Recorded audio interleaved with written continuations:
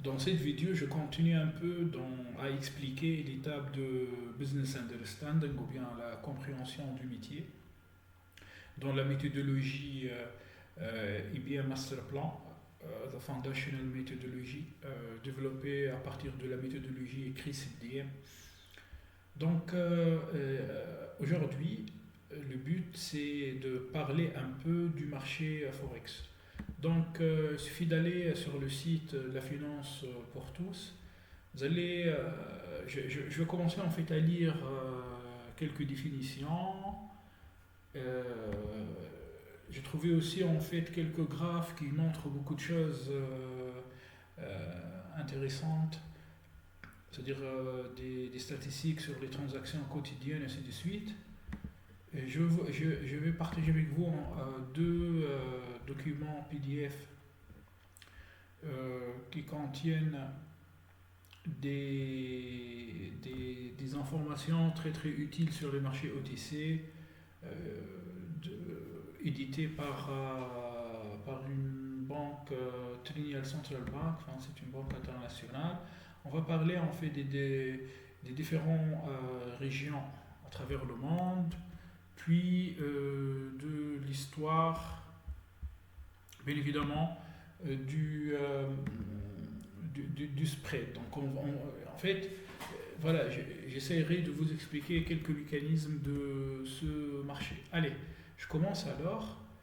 Donc, c'est quoi le marché des changes? En effet, le projet numéro un porte sur quatre paires de devises. Je pense qu'il est très important de comprendre ce marché. Donc, le marché des changes, ou bien Forex, euh, le marché des changes est le marché sur lequel se retrouvent tous les participants désireux de vendre ou d'acheter une devise contre une autre. C'est-à-dire, on va acheter de l'euro contre le dollar, ou bien on va acheter de l'euro contre le dollar canadien. Dans le jargon financier, il est souvent question du forex pour désigner le marché des changes, contraction des termes anglais foreign exchange. Comme tout marché, il a aussi pour fonction de déterminer les prix d'échange, c'est-à-dire le taux de change entre chaque couple de devises. Donc là, je vais vous montrer ces quatre couples. Donc là, par exemple, entre l'euro-dollar, là, le marché américain vient de fermer. Donc, je vais vous montrer ça ici. Voilà. Closed opens in 14 hours. Donc, le marché américain vient de fermer. Donc là, moi, je suis à Tunis. Donc, il est à peu près 23 heures. Euh, donc, euh, donc on est là, le marché, là on est en fait, on est sur l'océan Pacifique, donc les marchés asiatiques viennent d'ouvrir et on voit qu'il y a que, on est à un niveau maximal de spread. C'est-à-dire statistiquement, si on fait une moyenne, le spread est de l'ordre de 1,71 pips. Et on peut voir ici le spread. Voilà, c'est-à-dire là, un pip c'est 10 puissance moins 4. Donc là, 7 moins 6. On est à peu près à un pips de spread. 10 puissance moins 4 sur l'euro dollar. Donc voilà, le marché là, il n'y a pas beaucoup il n'y a pas beaucoup de mouvements. Il n'y a pas beaucoup de mouvements. Voilà. Donc, je continue à lire. Le plus grand marché, c'est le plus grand marché au monde. En 2019, le rapport de la Banque des règlements internationaux, BRI. En fait, BRI, c'est pas Brigade de recherche et d'intervention, non. C'est Banque des règlements internationaux. Sur l'enquête triennale des banques centrales, estime le volume quotidien des échanges après de 6 590 milliards de dollars. Enfin, imaginez, c'est un chiffre astronomique. Hein. C'est pas un milliard. Déjà, 1 milliard de dollars, c'est astronomique. On parle là de 6 590 milliards de dollars. Voilà, le rapport, il est là. Voilà le rapport. En fait, il fait à peu près 23 pages. Hein. Vous pouvez le télécharger Donc ça contient beaucoup d'informations sur la part du marché où on échange du spot, 33%, des swaps, des currency swaps, forex swaps, des options et tout. Et puis je me suis dit, allez, donc là, au lieu de 19, j'ai essayé 20, 21, 22. Et je tombe en fait sur le rapport 22, donc ça c'est le même rapport, mais il est plus récent. Il fait aussi 23 pages. Donc, euh, donc on voit que le spot diminue encore. Attendez, est-ce que... Voilà. Bon, c'était 33%, 30%. Maintenant on est à 28%. Bon, après là en 2023, je ne sais pas. Mais la part en fait du marché spot diminue. Voilà. Donc, donc quand même, ce sont des sommes assez astronomiques, hein. Les volumes échangés sur ce marché ont ainsi progressé de près de 30% depuis la précédente enquête 2016 et de plus de 65% au cours de la décennie 2010. Cela en fait le marché le plus vaste et le plus liquide au monde en termes de volume de transactions. Donc, si en fait on regarde le marché à 14 heures ou bien à 15 heures en fait le matin, heure Tunis ou GMT, là vous allez voir en fait c'est-à-dire une fréquence de mouvement très très rapide, ce qui montre que le marché il est très très liquide, hein. Bon, je peux vous montrer la volatilité là. Donc euh, la volatilité, voilà, donc ça c'est 8 heures GMT. Donc, donc là, en fait, le marché européen ouvre à 7 heures GMT, donc 8 heures heure Tunis. Là, on est à l'hiver, donc aussi 8 heures heure Paris, heure de Paris. Et à 8 heures, donc il y a en fait la plus grande volatilité sur l'euro-dollar. Puis là, c'est 15 heures, donc GMT, donc 16 heures heure Tunis. Là, vraiment, le spread, il est presque nul, hein. C'est-à-dire, ce qui montre en fait si le spread est presque nul, ça veut dire en fait que le bid et les asks sont presque, c'est-à-dire se touchent, ça veut dire qu'il y a en fait des intervenants, il y a des transactions, donc le marché il est très liquide. Donc là le marché il est fermé. Mais si on revient en fait à 8 heures du matin ou bien à 14 heures d'après-midi, vous allez voir en fait des mouvements très très rapides. Donc on dit que le marché il est très liquide. Le marché il est très liquide en fait, le marché du forex de manière générale. Donc, à titre de comparaison, le volume journalier des transactions sur le marché d'échange est plus de 2 fois supérieur à la valeur du PIB annuel français. L'adoption, bon, ça c'est le sang du MetaTrader. Bon, quand il se connecte. Ouais. Donc, l'adoption d'un régime de change flottant par de nombreux pays à partir des années 1970, combiné au progrès technique, notamment avec les logiciels de trading haute fréquence et l'accès quasi continu au marché d'échange, explique en grande partie pourquoi ce marché est aujourd'hui le plus actif et le plus volumineux au monde. C'est un marché dominé par la City de Londres. Donc la City, c'est pas la banque. La City, c'est la place financière à Londres. S'il existe bien des pièces et des monnaies de banque dans tous les pays, le marché d'échange est entièrement dématérialisé et décentralisé. C'est un marché décentralisé. Donc, ce qui, puisque le marché il est décentralisé, donc il est un peu compliqué de récupérer l'information par rapport au volume, puisqu'en fait on n'arrive pas à récupérer de manière instantanée l'information sur le volume. Bon, j'ai essayé. Après, voilà, j'ai trouvé une méthode en fait pour récupérer le volume à travers une banque suisse, mais mais AT égale à 0, enfin, c'est-à-dire en temps réel, il est assez compliqué. Voilà, là là, attention, en fait, c'est pas le volume réel, en fait, c'est le volume échangé via ce broker, via ce courtier, MetaTrader. Je pense à Alpari, l'entreprise, ça s'appelle Alpari, le courtier. Je continue. Donc voilà, le marché il est décentralisé, et ce qui montre que, par exemple, on ne peut pas appliquer certaines techniques.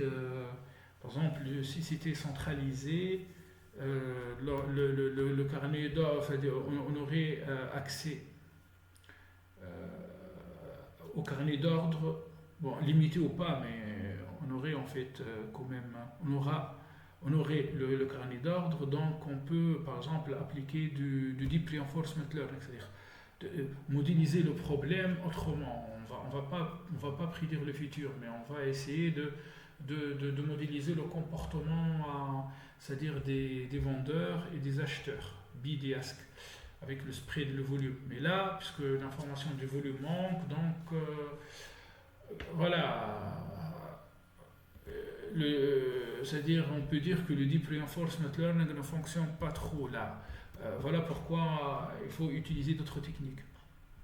Voilà, donc ce qui montre en fait que la compréhension du métier est très très important afin de définir l'approche analytique. Donc dans l'approche analytique, qu'est-ce qu'on va faire? Est-ce qu'on va appliquer on transforme le problème en problème d'apprentissage supervisé, d'apprentissage non supervisé, d'apprentissage par renforcement, reinforcement learning ou bien self-supervised learning. Moi, je pense que dans le cas d'un marché décentralisé, on ne dispose pas de l'information du volume, du carnet d'ordre. En fait, là, l'information manque. Et le volume il est très important et on ne connaît pas les volumes échangés sur tout le marché parce qu'il est décentralisé, donc il est compliqué de faire du deep reinforcement learning. Par contre, on peut transformer le problème en problème d'apprentissage supervisé, puis soit on applique une régression ou bien une classification. Si vous avez des questions, n'hésitez pas. Là, je suis en train de vous exposer ces notions. Si vous avez des questions, n'hésitez pas. Il n'est pas rattaché à aucune place boursière en particulier. La quasi-totalité des opérations y sont réalisées de gré à gré. En fait, on appelle ça un marché en anglais OTC. Un marché OTC, over the counter. Il permet d'effectuer des transactions sur les devises quasiment 24 heures sur 24 heures, tous les jours de la semaine, alors que les autres titres financiers sont souvent rattachés à une place financière déterminée, Paris, New York, Tokyo, Londres, avec des horaires quotidiens d'ouverture et de clôture. Là, il parle en fait plutôt des autres titres financiers comme les actions ou les obligations. Même si en théorie le marché d'échange est ouvert en permanence, dans la pratique il est clos une fois par semaine pendant les heures qui séparent la fermeture de la bourse le vendredi soir à 22 h GMT sur la côte ouest des États-Unis. Donc là en fait, là, quelque part ici. Et l'ouverture le dimanche soir à 22 h GMT de la bourse de Wellington en Nouvelle-Zélande. Donc quelque part ici, la Nouvelle-Zélande. Donc là, quand même, il y a 2 heures en fait de fermeture, enfin, où rien ne se passe. Qui entame la semaine. En effet, les principales banques sont fermées le week-end et les volumes échangés sur ce marché sont très faibles les samedis, dimanches et jours fériés. En 2019, le marché d'échange est largement dominé par la City de Londres. Cette place financière représente plus de 50% des opérations de change dans le monde. Le poids des places asiatiques est en croissance mais reste inférieur à Londres. La France, quant à elle, n'accueille que 2% des échanges mondiaux de devises.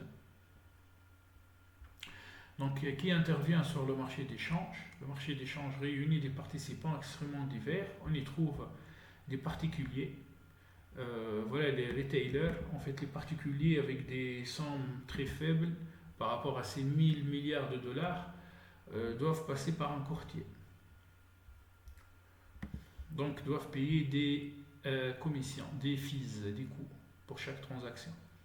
Et chaque courtier propose une transaction, propose des fees, des coûts. ou bien des entreprises, des PME, petites et moyennes entreprises, ou bien des multinationales, qui ont besoin de vendre et d'acheter différentes devises selon leurs activités. On dénombre aussi les banques commerciales, des banques d'investissement, des courtiers qui exécutent les ordres de leurs clients et agissent aussi pour leur compte propre. Après, les banques d'investissement n'ont pas le droit d'agir pour leur compte propre sur ces marchés, à cause des lois qui ont été annoncées après la crise de 2010, la grande crise financière de 2008. Aux États-Unis, ça s'appelle les Volcker Rules. Volcker Rules. Volcker Rules. Volcker Rules. Voilà. The Volcker Rule generally restricts banking entities from engaging in proprietary trading and from owning, sponsoring, or having certain relationship with a hedge fund or private equity fund. Il y a en fait, bien évidemment, en Europe, une loi équivalente au Volcker Rules. Enfin, c'est le ministre, je pense, de Finances, c'est un ministre de Finances américain. Et je pense qu'en Tunisie aussi, on peut avoir cette loi. C'est-à-dire, bon, je n'ai pas vérifié, mais il suffit d'aller regarder les circulaires de la Banque centrale tunisienne. Les autorités monétaires, notamment les banques centrales, qui sont des participants majeurs sur le marché des changes, elles gèrent leurs réserves de change et interviennent le cas échéant sur le cours des devises dont elles ont la charge. Des institutions internationales comme le FMI et la Banque mondiale, des fonds d'investissement dont certains sont même spécialisés sur les devises. Donc, quelques caractéristiques notables sur le marché des changes. Le marché des changes est un marché où la quasi-totalité des opérations sont réalisées de gré à gré.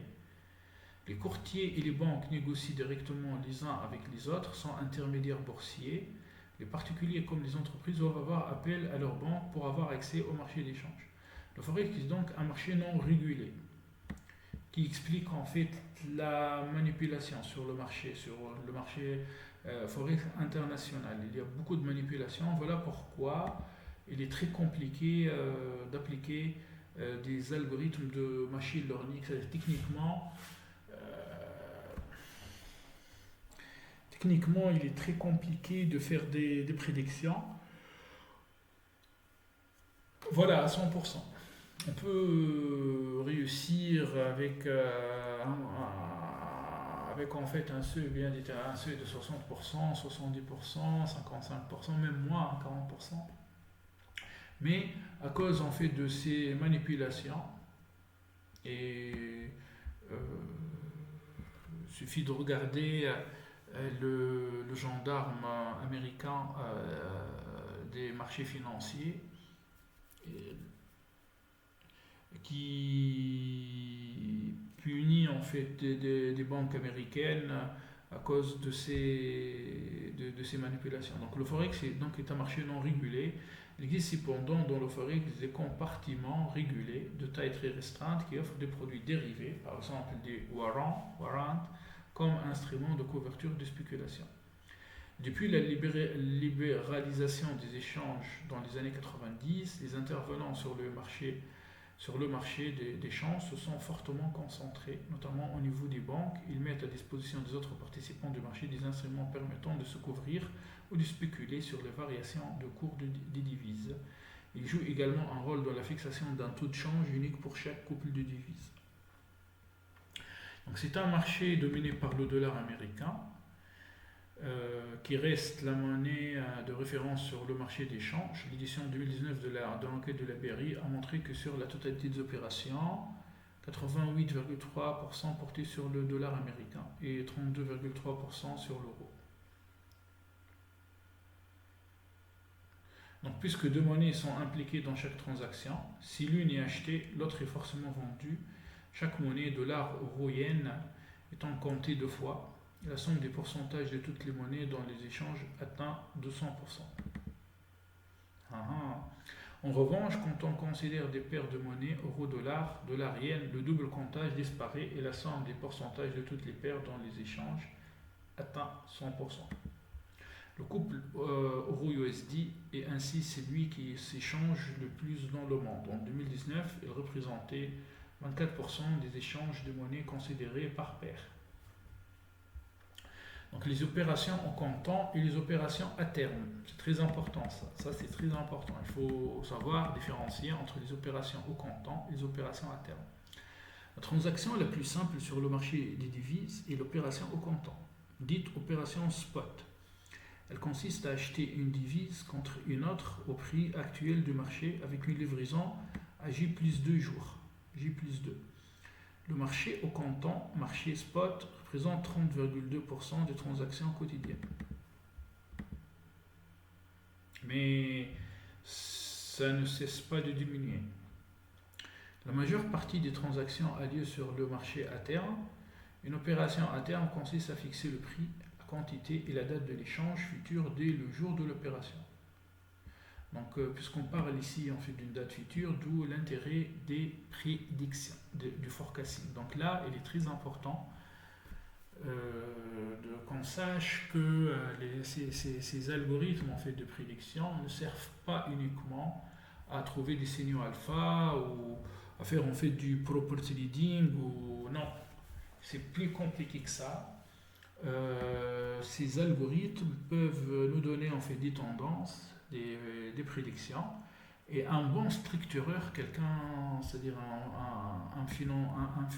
un spécialiste de la finance des marchés, de ces marchés, peut structurer ces prédictions pour créer en fait un produit et réaliser une opération à terme qui va aider son client à gagner de l'argent. Bon, si lui, il est à côté sell-side. Car on peut définir en fait il y a en fait les sell-side et les buy-side. Après, il faut que je vous explique comment on peut projeter les prédictions et comment on va appliquer ces algorithmes de machine learning pour les traders sell-side et pour les traders buy-side. Son utilité réside dans le fait qu'elle offre une couverture contre les fluctuations des taux de change. En effet, quel que soit le prix à l'échéance, c'est-à-dire à la date fixée pour l'échange de devises, la transaction se fera selon les termes des contrats fixés plus tôt. Quel que soit l'objectif d'un participant au marché d'échange, une couverture ou une spéculation, les différents intervenants se rencontrent quotidiennement sur ce marché en tant que contrepartie de transactions. Ainsi, par exemple, afin de se couvrir contre une baisse du taux de change euro-dollar américain, la banque d'une société française doit trouver sur le marché d'échange une personne qui, au même moment, désire acheter des euros contre des dollars américains.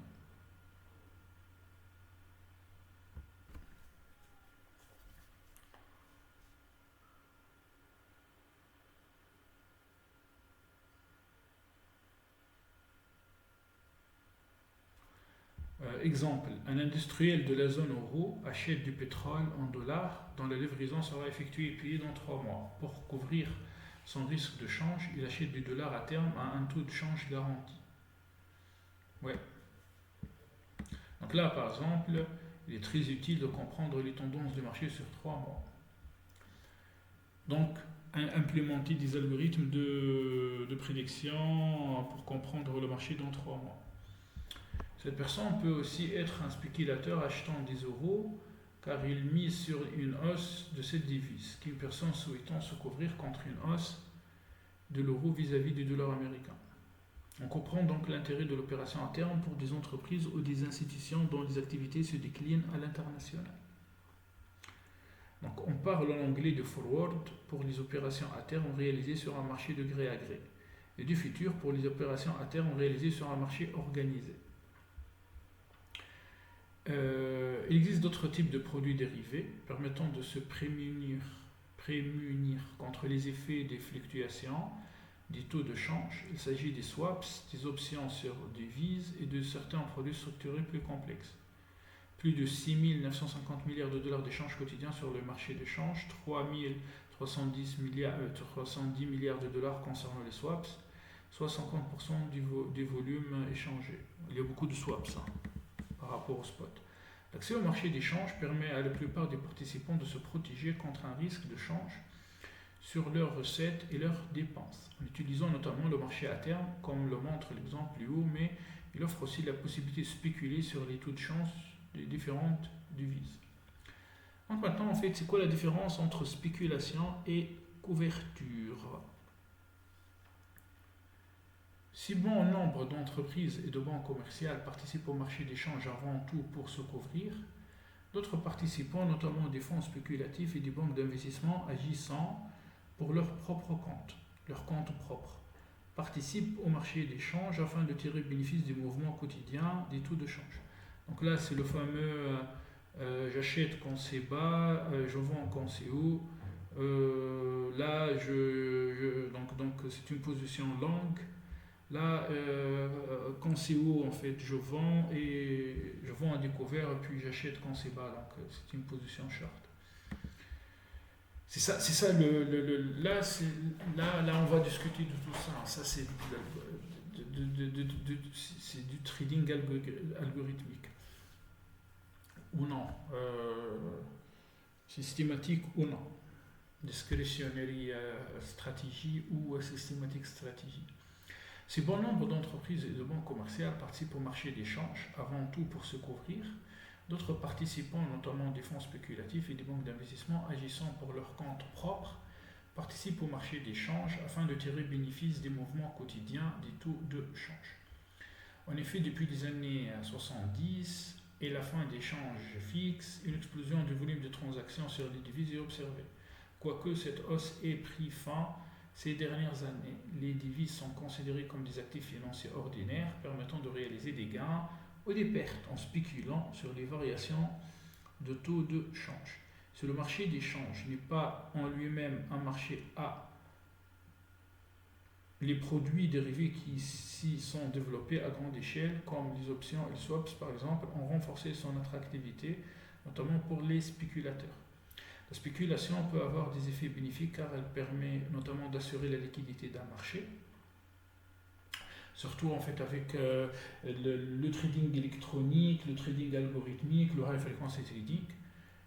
En effet, si un investisseur veut se prémunir contre la hausse d'une devise, il doit acheter cette devise. Cela ne peut être possible que s'il trouve une contrepartie, c'est-à-dire un investisseur qui parie sur la baisse de cette devise, sinon le marché est bloqué. Mais la spéculation peut aussi provoquer des mouvements violents, à la hausse comme à la baisse, comme en 2015, par rapport au CHF suisse, de certaines devises. Lorsque les fluctuations s'emballent, la lecture des taux de change devient difficile et cela peut déclencher des crises économiques graves nécessitant des interventions concertées des banques centrales.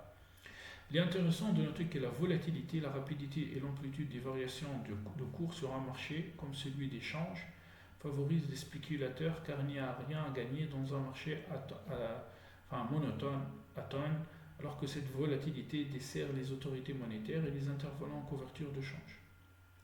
Ceci étant dit, les crises de change qui malmènent une ou plusieurs devises n'en font bien souvent que révéler une faiblesse réelle du dépit considéré. Puis là, qu'est-ce que j'ai fait? En fait,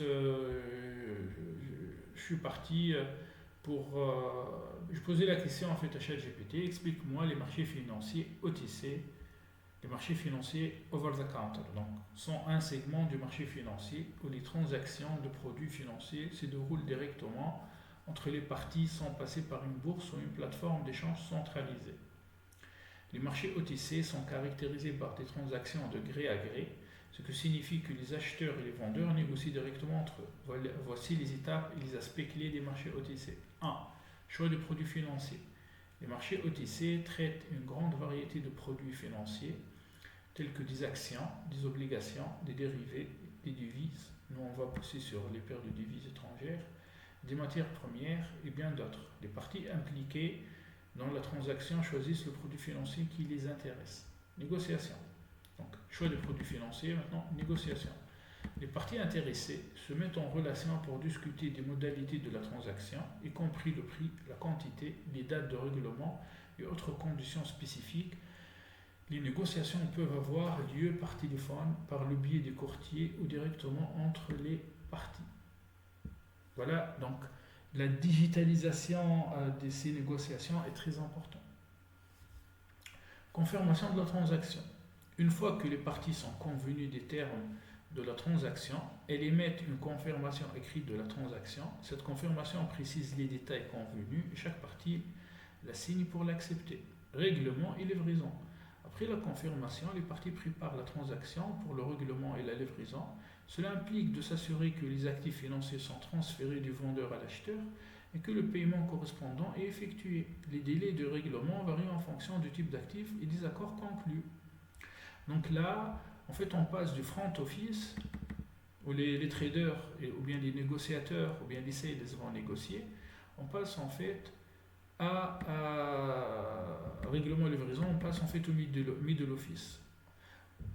Passons par le back office. Règlement et livraison, c'est back office. On passe par le middle office qui va vérifier ces opérations et le risque qui va contrôler tout le monde.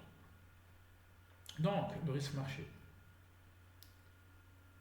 Tenue de registre. Les informations sur les transactions OTC, y compris les termes convenus, sont généralement conservées dans des registres. Les participants à la transaction doivent conserver des enregistrements précis pour des raisons de conformité réglementaire. Voilà. Réglementation et surveillance. Les marchés OTC sont réglementés par des autorités de régulation financière pour assurer l'intégrité des marchés et la protection des investisseurs. Les régulateurs supervisent des activités sur les marchés OTC et imposent des règles pour garantir une conduite éthique et transparente. Liquidité limitée. Contrairement aux marchés traditionnels tels que bourse, les marchés OTC sont généralement de liquidité plus limitée, ce qui signifie qu'il peut être plus difficile d'acheter ou de vendre les actifs à des prix souhaités. Bon, là en fait il parle de manière générale, pas pour les marchés Forex. Diversité des actifs. Les marchés OTC permettent de négocier une large gamme d'actifs financiers, ce qui offre aux investisseurs la possibilité de diversifier leur portefeuille en investissant dans différents types d'actifs. Gestion des risques. En raison de la nature décentralisée des marchés OTC, il est essentiel de gérer les risques de contrepartie. Les contrats des dérivés OTC peuvent nécessiter des marges ou des garanties pour atténuer les risques. Transparence. Les marchés OTC ne sont pas aussi transparents que les marchés réglementés. Voilà, ce qui signifie que les informations sur les prix des transactions peuvent ne pas être aussi largement disponibles. C'est la fameuse asymétrie de l'information. Voilà, après, je ne suis pas en train de vous dire que ChatGPT, en fait, il est correct à 100%, mais voilà. Donc là, quelques graphes, transactions quotidiennes sur le marché des changes. Donc, Sydney, c'est 3 heures du matin. Hong Kong, minuit. Londres, en fait 5 heures du matin. New York à midi. Je pense que ça c'est GMT. Hein. Ça c'est GMT. Il y a un problème là.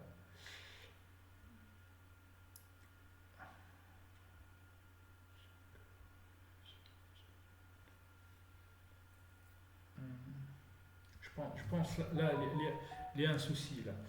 Donc chaque jour, moi je crois à ça plutôt. Hein. Je crois en fait Forex Market Hours, ça c'est plus correct que l'autre courbe.